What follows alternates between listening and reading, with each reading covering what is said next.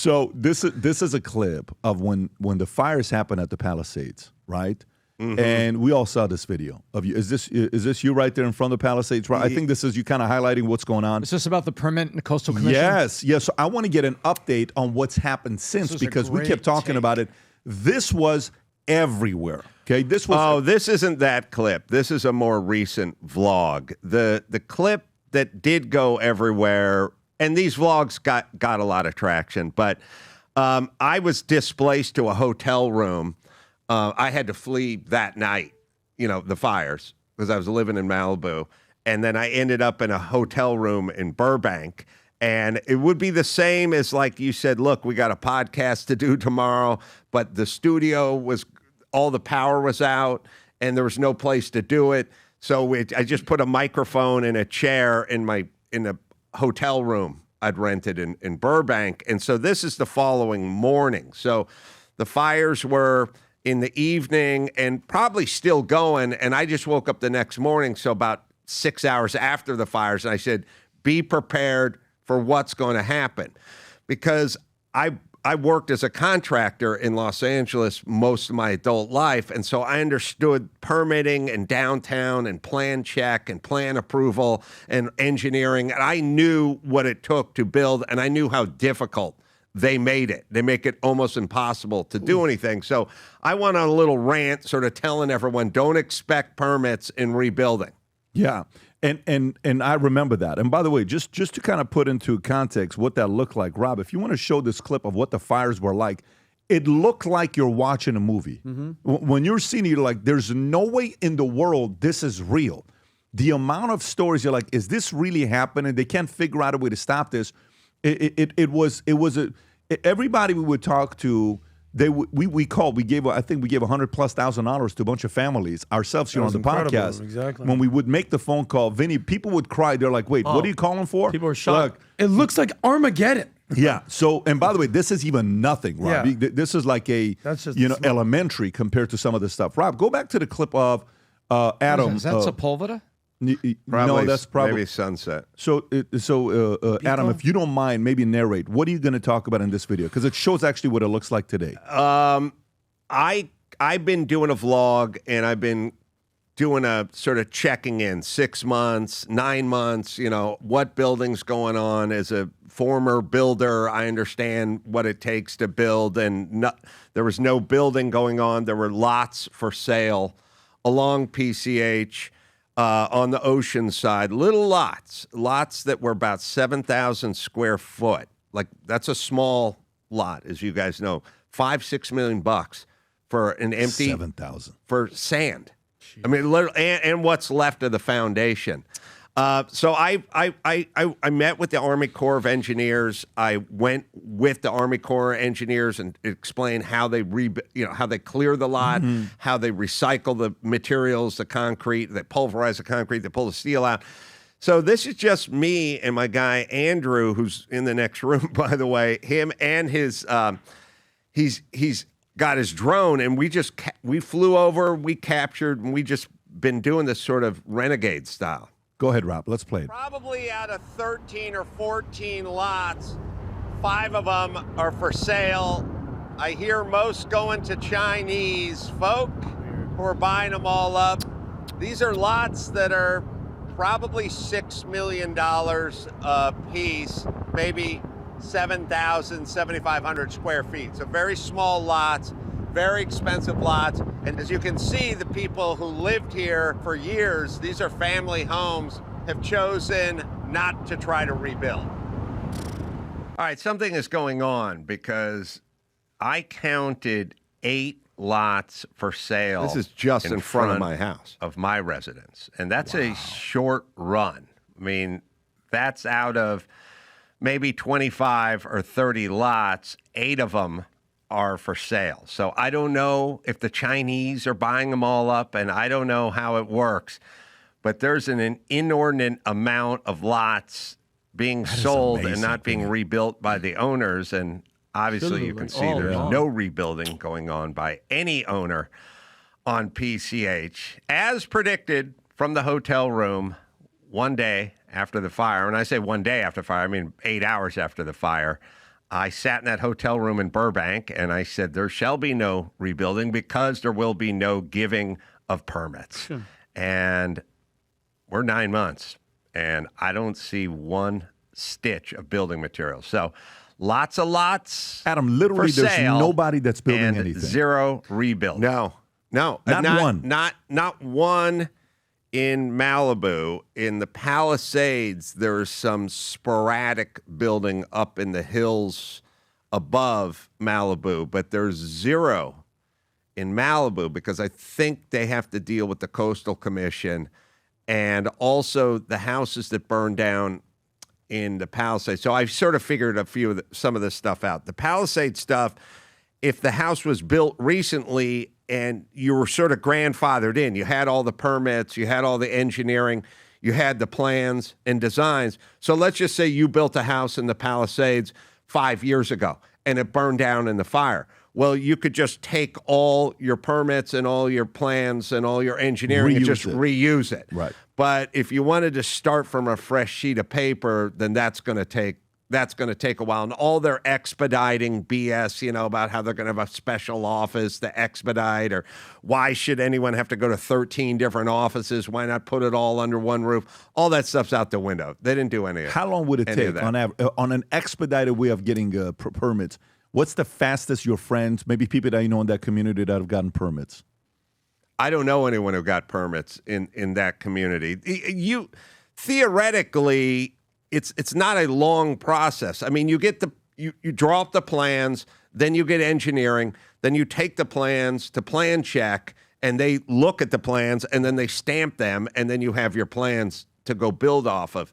It doesn't take that long to frame a house and to complete a house, really. It's not that long a process. It moves pretty quickly, but they haven't moved at all. And most of it is in the foundation and in the septic. All those houses are on septic, and they're all going to have to be redone. And the foundation, they're on the ocean. I mean, there is one house in all of Malibu. There's one that they started on. I went and looked at this thing. They are doing, maybe I can ask your engineer to look for this, or my guy Andrew. I sent him a picture of it. I ran it in my show, in my podcast the other day, a photograph of a caisson rig, the hole driller, the big hole driller, and the caisson cage they're going to drop in it. It was 7 stories long, meaning you got to drill down 7 stories. You got to drill down. There's a photo out there somewhere. I don't know, Adam Carolla show, caisson rebar or something. I took a picture of it. They're going to spend $3 million on the foundation because it's near the ocean. It's California. It's earthquake. It's all the stuff. The amount of it is unbelievable. How much money is going into that foundation? Literally, caisson rigs. They're going to drill multiple holes, 6 or 7 stories deep into the sand, and then drop a rebar cage into it, and then fill it, pump concrete into it. It's unbelievable. Tom, what do you know about this? What's going on right now? So I rebuilt a house off of Sepulveda at Don Pio, which is down at the bottom, right near Ventura Boulevard, and then I did a partial rebuild up in Northridge, and going through plan check was incredible. And this was 2005. And all we did was some extension of the kitchen, other things, and they forced me to rip off 2 sides of the house and put in shear walls. Yeah. Yep. All right, that's earthquake stuff. Well, by the way, this house had been through 71 earthquake and was still there. It went to 73 earthquake. I know. You know what I'm saying? It's like, wait a minute. If you're worried about earthquakes, this was built to the oldest standards imaginable, and it survived 2 of the worst we had, including the Northridge earthquake. Shear wall is where you strip all the stucco or the siding off the side of it. You take 1/2-inch plywood and you stick it on the side, and then there's a nailing schedule, and you nail the crap of it out. Well, you can't just yell shear wall out. Oh, okay, yeah. So in other words, they force you. It's a lot of work. They force you to go in and do an incredible amount of surgery. But what I've read about what's going on is that there it is. By the way, sorry. if you're going to build, the first thing that you have to fight is the Coastal Commission that is updating its requirements right now, and they really don't want the houses rebuilt. There is 60% of the votes on the Coastal Commission that actually don't want. Why don't they? They want the beauty of the coast to be restored and to remove the septic tanks and to remove all the interconnect for electricity and everything. Well, the phone poles went down. It was above ground wiring there. And they want it to be restored to boulder-like dumps, just like they did out at Point Magoo up there. You go all the way up PCA to Point Magoo. There's this one rock that's split in the middle that they drilled PCH through back in the day. And they've all these boulders and rocks are on there. It's very, very beautiful. But in this case, this is Malibu that belonged to people that had bought it fair and square. That was their property. That the Coastal Commission is dragging feet because they don't really want it done. And then second, you've got the new, see those? You have the new standard. Just like the reason I brought up my house, they said, well, if you're going to do the kitchen, then we're going to force you to do the shear wall surgery to bring your house up, Pat, to the new standard. That, what Adam with the cool cars, that 7 stories is what they're saying is the new standard to build the seawall. You know what you have in Fort Lauderdale, where you have the 18-inch higher seawalls now? Yes. Multiply that times infinity, and that's what you got with the Coastal Commission is finally allowing. Why are they saying why? Because they are doing What's this. their argument? Their Adam? argument is anti-erosion, and I think some people think that this is probably 3x the engineering requirement, that they're literally trying to make it prohibitive. Yes. So they don't say it out loud, but Am I tracking? Yeah, no, they don't say it out loud, but what they want is nothing. They're process people. They don't want you building anything, and they're there to stop you from doing it. Now, there can't be a department of building in denial because they have to pretend like they're there. So it's basically building in safety. It's like you saying, I'm going to open a store where I sell golf apparel. And they go, okay. And then someone comes in, they go, how much for that golf ball? $2,000. They go, oh, that's too much. And they leave. And then the next person comes in, I want to buy that golf hat. How much? $7,500. Okay, that's too much. They leave. So at a certain point, are you trying to sell this, or you just want to say you have a store and then you go, don't come at me. I run a golf store. You know what I mean? But it's like they act like they're there to facilitate. They're not. They're there to repel. And so it gets so expensive and so cost prohibitive and so timely. Alan Hamill and Suzanne Summers, all right? That's a very old name, Suzanne Summers. Big name. Amazing. Friends of mine. Their house burnt in the fire previous to this, 10 years, 15 years before that. They said it was such a process to try to rebuild their house that they picked up and they left. They went to Palm Springs. They said they loved Malibu, but it was so much grief from the Coastal Commission. They couldn't take it. And by the way, when you're 80, you don't have 7 years to get a permit. So this is California. This is how they roll. And one last thing about those caissons that you guys are going to find. It's incredible what they have to do. They're sinking those like they're building the World Trade Center, right? This is a 1,500 square foot single family home that's going to go on this thing, right?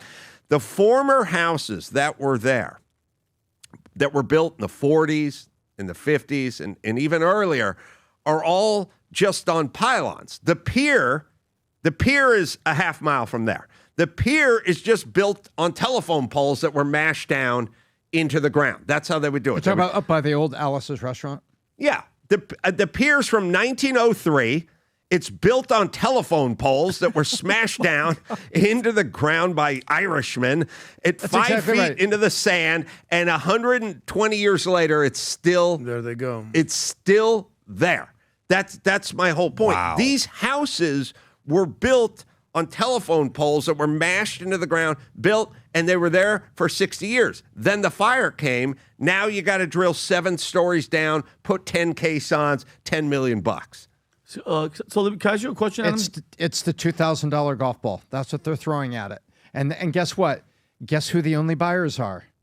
Chinese? Insanely wealthy Chinese. Right, because I don't most You're ready for some unintended consequences. You're going to talk about affordable Where housing. are people going, though? So some of the folks that had the properties there, where did they go to? What did they do? The ones that didn't want to leave California went to Orange County, where it's a little bastion of sort Manhattan of Beach-ish. a little red. It's like a little.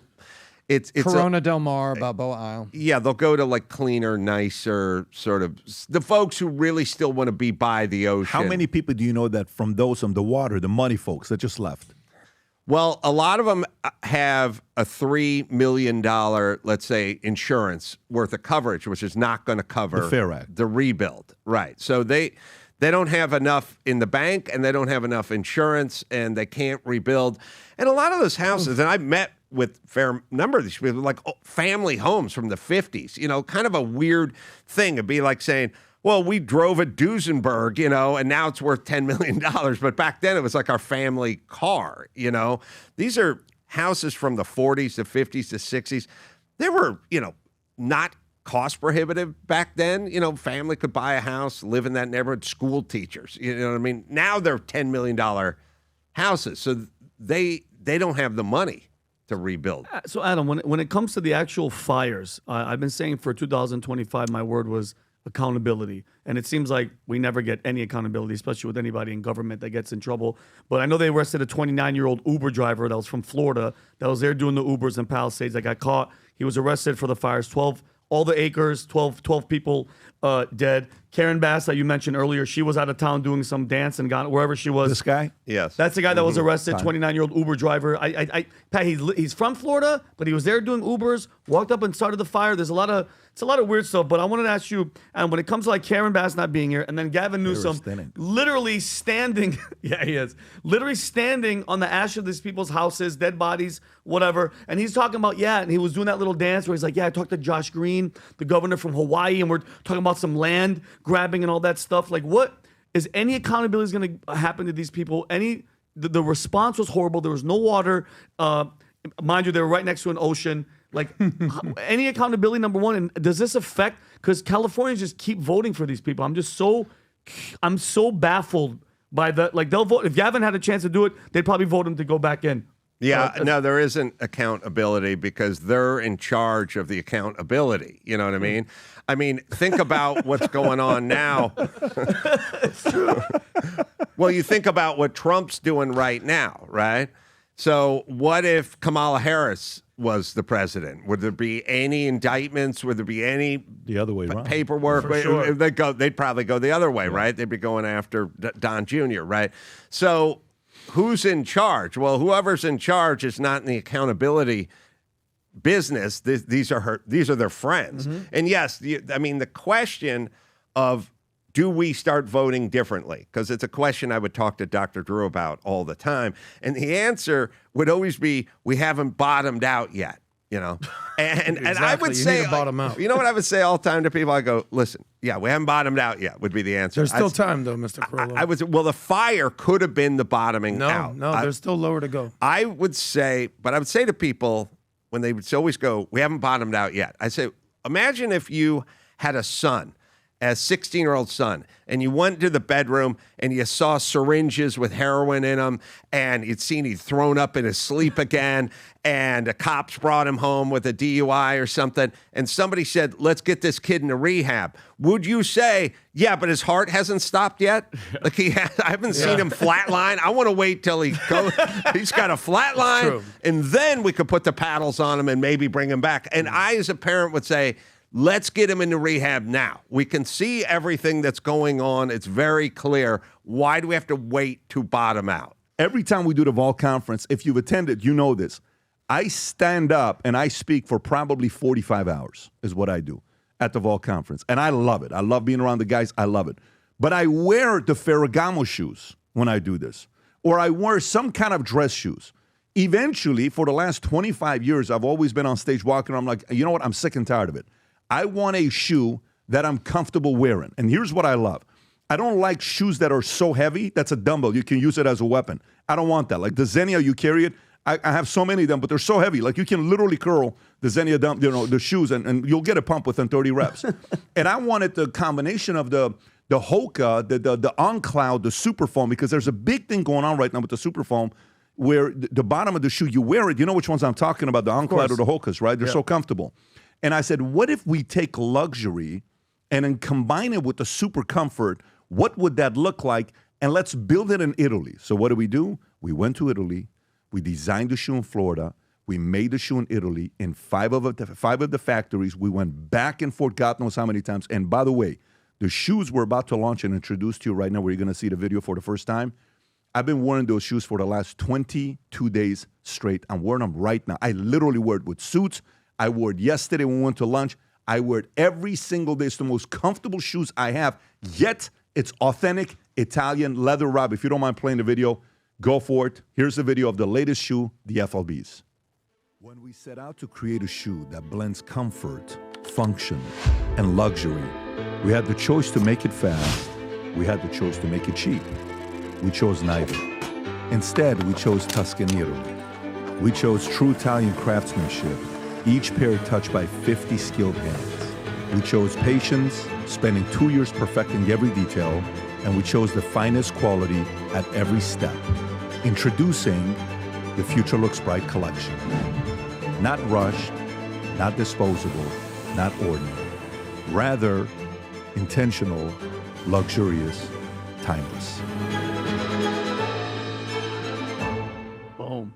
There you go. Designed in Florida, 100% made in Italy. 50 hands touch each shoe that was made. And here's what's unique about it. I want to kind of show this to everybody that knows this. And I've worn pretty much every one of these shoes. So if you compare this, the Italian leather, of course, it's made in Italy. It's not assembled, made in China, assembled in Italy, 100% made in Italy, assembled in Italy. It's FLBs, Berlutis, which are $18.40, Ferragamos are $8.95, Zennias are $11.90, and Gucci's are $9.50. Leather premium lining, all of them except for Gucci. Laceless feature, it's the FLBs, the Berlutis, you have laces, Ferragamos laceless, and then you have also the Zennias, and then the Gucci's have the laces. I don't want to wake up in the morning, put laces on. I want to get out the house. Took me 3 seconds to put my shoes on today. Craftsman, 5 different Italian factories all made this shoe. Berlutis are the same as us, as well as FLB. But the only shoe, these trainers, the only one in the world today, according to the factories that told me this in Italy, that has the super foam, the only one that has the same super foam used in the On Clouds and the Hokas, it's the FLBs, and they're officially out, and you can place the order. Here's a challenge. We only have 1,000 of these pairs. And when you say 1,000 of these pairs, they start from size, I believe, is it 8? It goes 8, 9, 10, 10.5, 11, 11.5, 12, 13. Those are the sizes that we have. And the shoes that you can get today, the colors, you have access to, Rob, if you can go back there, you can have access to those browns, which is absolutely beautiful. And by the way, the brown on the bottom, the stitching on the side is a left stitching. If you can change the picture, and on the bottom it says the future looks bright. Look at the white lines on the side. It's beautiful. The only ones we have right now that you can get sent out today are the black and the browns. If you do want the white to pre-order, I would highly recommend you do so. They're going to come out the second week of December. So the white and the navy blue comes out the second week of December. The browns and the blacks are available. If you believe the future looks bright as much as we do, go place the order. There's nothing like sitting in the boardroom with your trainers and you put your feet over your knee and people look at the bottom of your shoe and it says future looks bright. That's how you get deals done. All right, so they're out. I'm excited to announce it, and I'm very happy for people to go sport it. When you get them, take pictures, send it our way. We're going to show all these shoes, all the pictures that are being taken. I already got a bunch of them sent to me on Instagram. Go to vtmerch.com, place your order. It's all over the website. Maybe buy it for your husband, buy it for your brother, buy it for your coworkers, buy it for your best salespeople if you want to let them know the future looks bright. If you enjoyed this video, you want to watch more videos like this, click here. And if you want to watch the entire podcast, click here.